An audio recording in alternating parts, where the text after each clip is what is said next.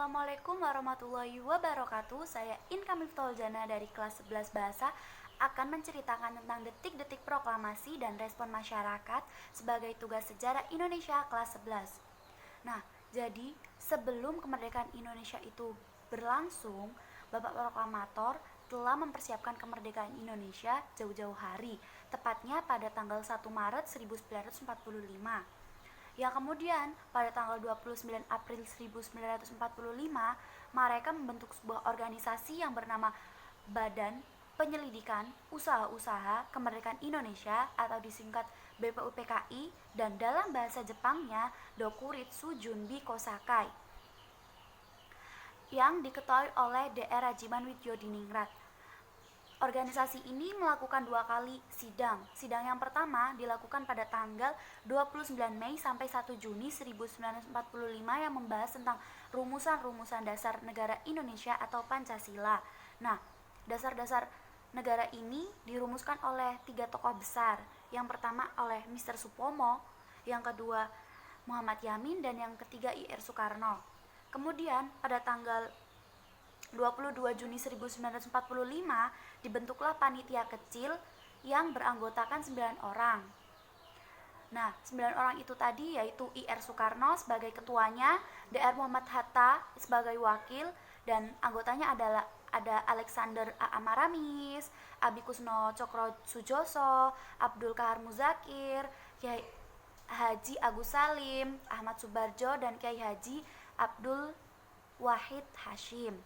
Nah, kemudian mereka melakukan sidang yang kedua pada tanggal 10 sampai 14 Juli 1945 yang membahas tentang rumusan Undang-Undang Dasar beserta pembukaannya. Kemudian pada tanggal 7 Agustus 1945 BPUPKI dibubarkan, kemudian diganti menjadi PPKI atau Panitia Persiapan Kemerdekaan Indonesia, atau dalam bahasa Jepangnya yaitu Dokuritsu Junbi Inkai. Nah, anggotanya itu beranggotakan 21 orang, tugasnya untuk mempersiapkan kemerdekaan Indonesia. Kemudian ada berita-berita kekalahan Jepang datang. Nah, ini yang semakin memperkuat mereka untuk segera melakukan kemerdekaan Indonesia. Nah, beritanya yaitu pengeboman Hiroshima dan Nagasaki pada tanggal 6 dan 9 Agustus 1945.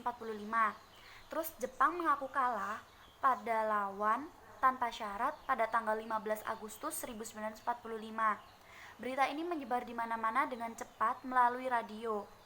Nah, karena berita kekalahan ini, golongan muda ingin meminta agar kemerdekaan Republik Indonesia segera dilakukan. Karena Indonesia sudah mendapatkan peluang, karena kan tadi Jepang sudah mundur. Lantas Khairul Saleh dan melakukan rapat yang kemudian menghasilkan keputusan yang menjadi dasar proklamasi Indonesia. Kemudian hasilnya itu tadi disampaikan kepada Bung Karno oleh Wikana dan Darwis. Nah, namun terjadilah perdebatan. Karena perdebatan inilah Bung Karno dan Bung Hatta diasingkan keluar kota, tepatnya di Rengas Dengklok. Nah, inilah mengapa disebut peristiwa Rengas Dengklok, karena tempat pengasingan Bung Karno dan Bung Hatta berada di Rengas Dengklok. Kemudian golongan muda meminta untuk mempercepat kemerdekaan Indonesia. Mereka dijemput pada tanggal 16 Agustus 1945 tepat pada jam 3 subuh waktu Indonesia Barat. Next, yaitu rencana pembacaan proklamasi pada tanggal 17 Agustus 1945 di lapangan Ikada, tepatnya lapangan Monas atau yang dulunya menjadi rumah I.R. Soekarno di Jalan Pagagasan nomor 56. Teks proklamasi ini disusun di Rengas Dengklok di rumah Chiao Kuisyong dan diketik oleh Sayuti Meli. Bendera merah putih sendiri telah berkibar sejak hari Kamis tanggal 16 Agustus 1945 di Rengas Dengklok. Kemudian I.R. Soekarno mengirim Jusuf Kunto untuk berunding dengan pemuda-pemuda yang ada di Jakarta. Namun Kunto hanya menemui Wikana dan Ahmad Subarjo. yang kemudian Kunto dan Ahmad Subarjo menjemput Soekarno, terus Bung Hatta, Fatmawati dan Guntur pada tanggal 16 Agustus 1945 tengah malam. Dan akhirnya keesokan harinya pada tanggal 17 Agustus 1945 pernyataan proklamasi dikumandangkan dengan teks proklamasi kemerdekaan Indonesia.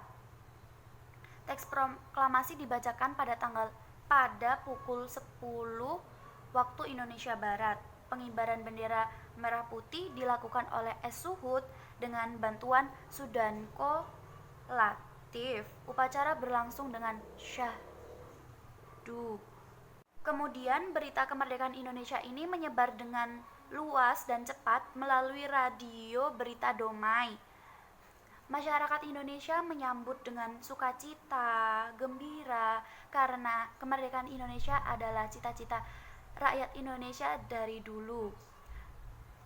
Yang akhirnya Jepang memilih angkat kaki dari Indonesia.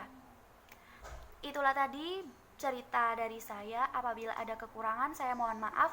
Saya akhiri, wassalamualaikum warahmatullahi wabarakatuh.